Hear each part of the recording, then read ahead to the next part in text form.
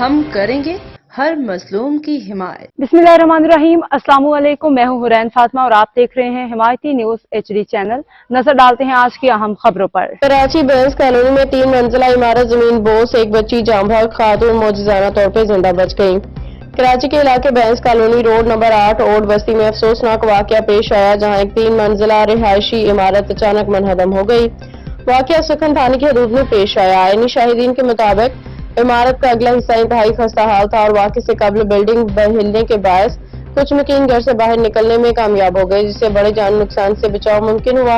मौजूदाना बचाव अलमनाक मौत। इमारत की ऊपरी मंजिल पे रिहाइश पजीर मुन्ना मिस्त्री की फैमिली ने भाग के जान बचाने की कोशिश की, तब मजदूर मस्ती खान की 10 साला बेटी दुआ मलबे तले दब गई। रेस्क्यू टीम ने मुकामी अफराद की मदद से 6 घंटे की जद्दोजहद के बाद दुआ को जिंदा निकाला और फौरी तौर पे रोजिया मेडिकल अस्पताल मुंतकिल किया, जहां सीनियर डॉक्टर ने बताया कि बच्ची रास्ते में ही दम तोड़ चुकी थी। डॉक्टर मेमन के मुताबिक सर और सीने पे गहरी चोटें, अंदरूनी फ्रैक्चर इसकी मौत का सबब बने। खातून की मौजूदाना बचत मलबे तले दब जाने वाली एक खातून जिनका हाथ और पैर फंस गया था, मौजूदाना तौर पर जिंदा निकाली गई और फौरी तौर पर जना अस्पताल मुंतकिल कर दिया गया, जहां उनका इलाज जारी है। इमदादी कार्रवाइयां और नौजवानों की बहादुरी और बस्ती के नौजवान खसूसन अमजद हुसैन राजपूत, अरशद राजपूत दीगर ने लोहे की सलाखें काट के अंदर फंसे अफराद की बहिफाजत बाहर निकाला। रेस्क्यू टीम, पुलिस, रेंजर्स और 115 इमरजेंसी सर्विसेज ने इमदादी कार्रवाइयों में हिस्सा लिया। हिमायती न्यूज के नुमाइंदे हाकिम अली दल परवेज, हिमायती रियान अली दल भी जाए वक़ुआ पे मौजूद रहे।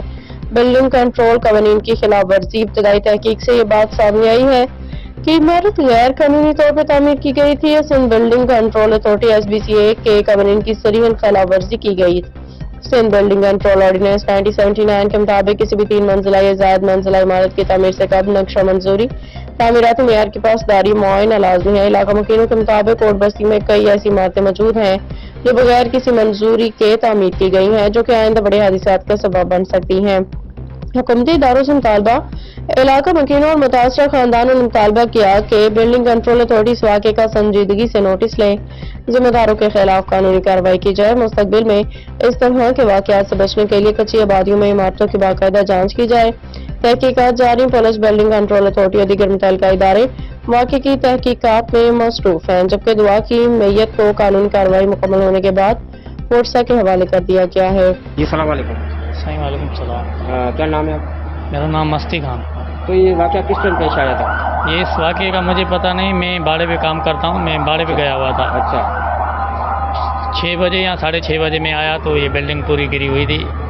बच्चों से मालूमात किया तो बोल रहे थे हमारी बड़ी बच्ची जो है वो नहीं मिल रही। अच्छा। मेरी बीवी ने कहा कि जो पहला बेला गिरा ना, तब ये हमारी बच्ची बाहर आ रही थी। अच्छा। तब ये बिल्डिंग पूरी गिर गई। फिर हमने बहुत ज़्यादा ढूंढा, पड़ोस मड़ोस में पूछा, फिर छोटी बच्ची जो 5 साल की थी वो मिल गई, मगर ये नहीं मिली। तब तक ये सरकारी बंदे सारे पूरा मलबा हटाया, फिर मलबे के नीचे ही मिली ये बच्ची हमारे। तो कितने घंटे हो गए थे तकरीबन इस कार्रवाई करते हुए? इस कार्रवाई करते करते 3 घंटे लग गए मलबा में। 3 घंटे हो गए थे।